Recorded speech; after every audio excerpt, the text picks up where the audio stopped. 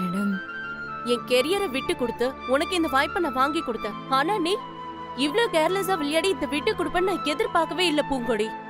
இல்ல மேடம், என்னால முடிஞ்ச அளவுக்கு நான் நல்லா தான் விளையாண்டேன். யார்கிட்ட போய் சொல்ற நீ? முதல்ல நான் ஒரு அத்லட், அப்புறம் தான் மாஸ்டர். ஒருத்தவங்க கிரவுண்ட்ல இறங்குனா அவங்க ஆட்டிடியூட்லயே சொல்லிடுவேன் அன்னைக்கு அவங்களோட கேம் எப்படி இருக்கும்னு. நீ விளையாடுறத பார்த்துட்டு தான் நான் உன்னை இங்க கூட்டிட்டே வந்தேன். எனக்கு தெரியாதா நீ எப்படி விளையாடுவேன்னு? இன்னைக்கு நீ முழு எஃபெக்டோட விளையாடல, அப்படிதானே? இல்ல மேடம், எனக்கு மனசு சரியில்லை. இன்னைக்கு கிரவுண்ட்ல இறங்குனா தோத்துருவேன்னு நான் தான் சொன்னனே மேடம். நீ பேசாத. நேர்மையா எதையும் ஸ்ட்ரெயிட்டா பேசுற பூங்கொடியே தான் எனக்கு தெரியும். நீ போய் பேசாத, எனக்கு ஆத்திரமா வருது. ஃபர்ஸ்ட் ஆஃப் நல்லா தானே விளையாடுன. நீ 5, அவ 1. அவளால உன்னை நெருங்கவே முடியாது. செகண்ட் ஆஃப்ல அவ எடுத்த பாயிண்ட்லாம் அவ விளையாடி எடுக்கவே இல்ல, நீயா விட்டு கொடுத்த.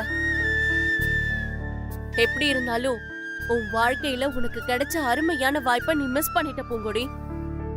இந்த ஸ்பான்சருக்கு செலக்ட் ஆனா உன் வாழ்க்கையே மாறிடும்னு நான் எவ்வளவு தூரம் உனக்கு எடுத்து சொன்னேன்.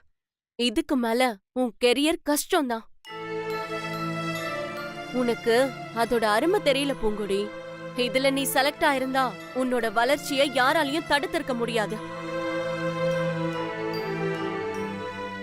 தீபிகாவோ அவளோட பாட்டியோ உன்னை யாராவது இன்சல்ட் பண்ணா நீ தைரியமா இந்த காலேஜ் வேண்டான்னு சொல்லிட்டு வெளியில வந்திருக்கலாம். சென்னையில இருக்கிற அத்தனை காலேஜும் உனக்கு போட்டி போட்டுக்கிட்டு உன்னை சேர்த்திருப்பாங்க. அதனாலதான் எனக்கு இந்த வேலையே போனாலும் பரவாயில்லன்னு உனக்கு இந்த வாய்ப்பை வாங்கி கொடுத்த.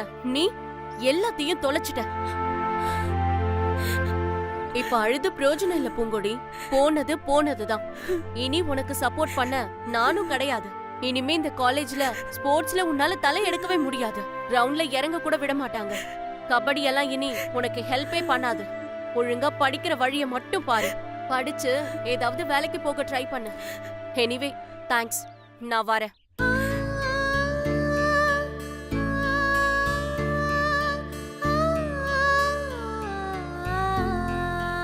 அவங்க இம்புட்டு கரெக்டா சொல்லிட்டு போறாங்கன்னு பார்த்தல. ஏன் பூ வேணும்னு தோத்த? பூவு நான் உன்னதான் கேக்குறேன், ஏன் வேணும்னு தோத்த? நான் சரியாத்தான் விளையாண்டேன் புள்ள. ஆனா தீபிகா என்னை விட ரொம்ப நல்லா விளையாண்டா. அதனாலதான் நான் தோத்துட்டேன். அப்படி அடிச்சன செவளு கிழிஞ்சிரும் பூவு.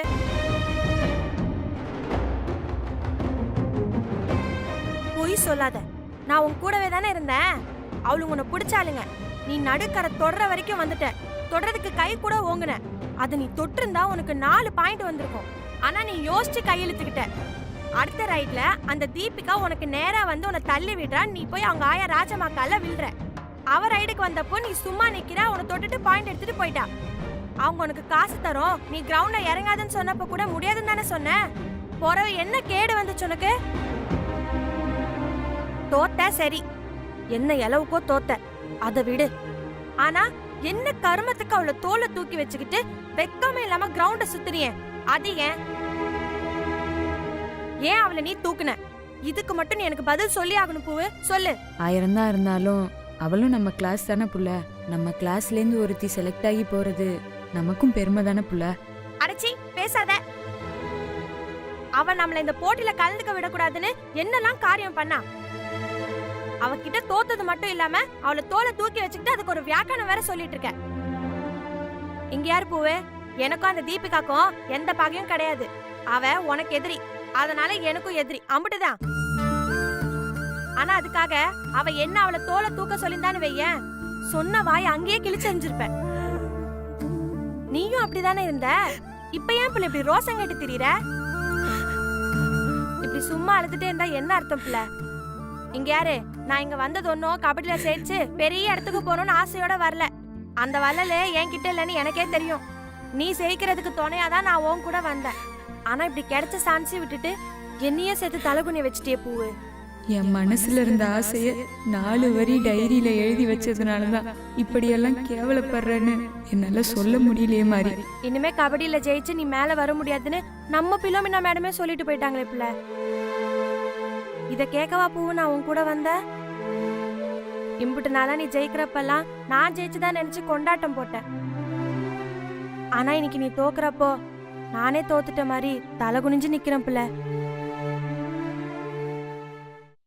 மாறி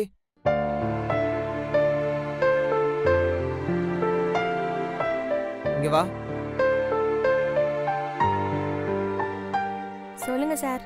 இங்க பார், பூங்குடி ரொம்ப அப்செட்டா இருக்கா. நீயும் அதையே பேசி அவளை கஷ்டப்படுத்தாத. சார் நீங்களே பார்த்து தானே சார் இருந்தீங்க. வேணும்னா அந்த லூஸ் கிட்ட போய் தோத்துட்டு வந்திருக்கா சார். அது கூட பரவாயில்ல, அந்த முண்டக்கண்ணியை அவ தோலை தூக்கி வச்சுட்டு சுத்தினா சார். எனக்கு அப்படியே கேவலமா இருக்கு. சரி சரி, எதுவா இருந்தாலும் நம்ம அப்புறம் பேசிக்குவோம். இப்போ அவ கூட சண்டை போட்டு நிக்காத. சரிங்க சார். சரி இங்க பார், அவளை தனியா விட்டுறாத. கூடவே இரு, ஆனா தொந்தரவு பண்ணக்கூடாது. என்ன? சரிங்க சார். சரி நீ கிளம்பு.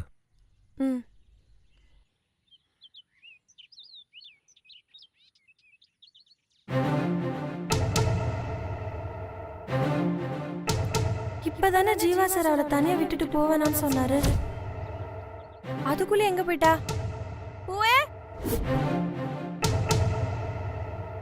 பூவே, ஐயோ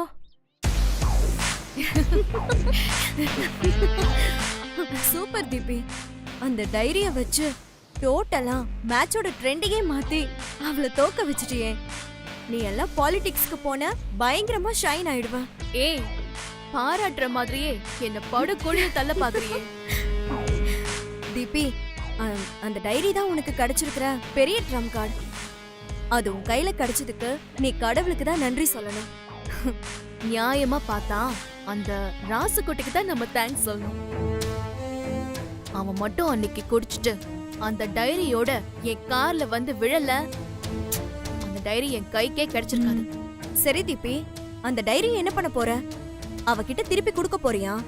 அந்த டைரி சாதாரணமானது கிடையாது. அலாவுதீனுக்கு கிடைச்ச அற்புத விளக்கு மாதிரி ஒரு பொக்கிஷம். அத வச்சு பூங்கொடிங்கிற பூதத்தை அடக்கி ஆளலாம், அதோட ஜாலியா விளையாடலாம், ஊரை விட்டே ஓட ஓட விரட்டலாம். ஏய், எடுத்த உடனே அவளை விரட்டிட கூடாதுடி. அவளை கதற கதற அலற விடணும், கெஞ்ச விடணும். அவளால நீ பட்ட அவமானத்துக்கெல்லாம் ஆசை தீர பழி தீர்த்துக்கணும் தீபி. அப்புறம்தான் அவளை நீ விரட்டணும். நான் பட்ட அவமானத்தெல்லாம் வேடிக்கை பார்த்த உனக்கே அவ மேல இவ்ளோ கொலவெறி இருக்குன்னா அனுபவிச்ச எனக்கு எப்படி இருக்கும்? Revenge is my passion Ragini. அவளை எப்படி தெருக்கி விடுறேன்னு பாரு. சும்மா வெச்சு செய்வோம்.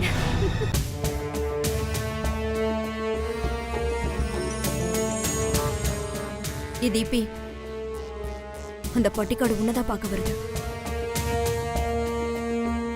வரட்டும், நம்ம கேம இப்பவே ஆரம்பிப்போம். பாரு அவளை எப்படி சுத்த விடுறேன்னு. இது அன்னைக்கு எடுத்தது, சும்மா ஃபேமிலியோட வெளியில போகும்போது எடுத்தது. தீபிகா, நீ சொன்ன மாதிரியே நான் மேட்ச்ல தோத்து என் கபடி வாழ்க்கையே இல்லாத மாதிரி பண்ணிக்கிட்டேன். போதுமா? உனக்கு சந்தோஷமா? இப்ப வச்சு அந்த டைரியை கொடுத்துரு தீபிகா. ஏய், என்ன தீபிகான்னு பேரை சொல்லி கூப்பிடுற? பாண்டி முனி கோயில்ல 1000 பேருக்கு ஆடு வெட்டி போட்டு நீதான் அவளுக்கு பேர் வச்சியா? மன்னிச்சிருங்க, வேற எப்படி கூப்பிடணும்?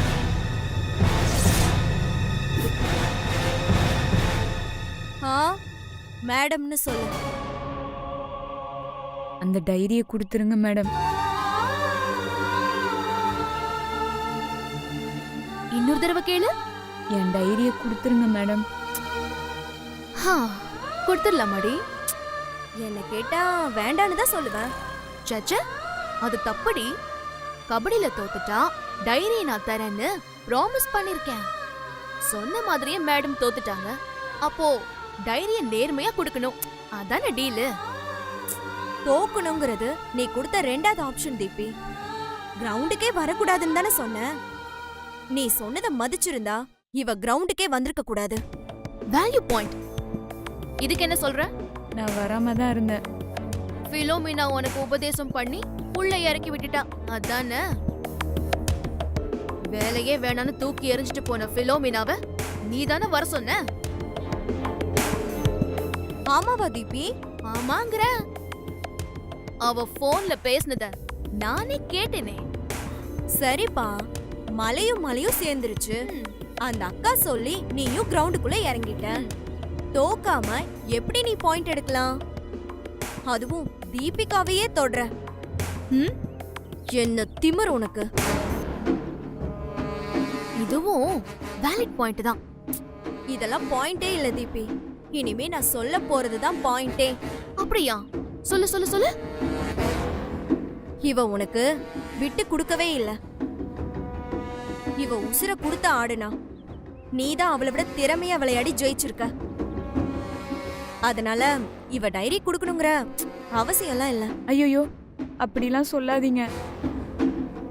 ஃபர்ஸ்ட் ஹாஃப்ல எங்க தாத்தா மட்டும்தான் ஞாபகம் இருந்தாரு. மத்ததெல்லாம் மறந்துட்டு ஆடிட்டேன். கேட்டியா தீபிகா?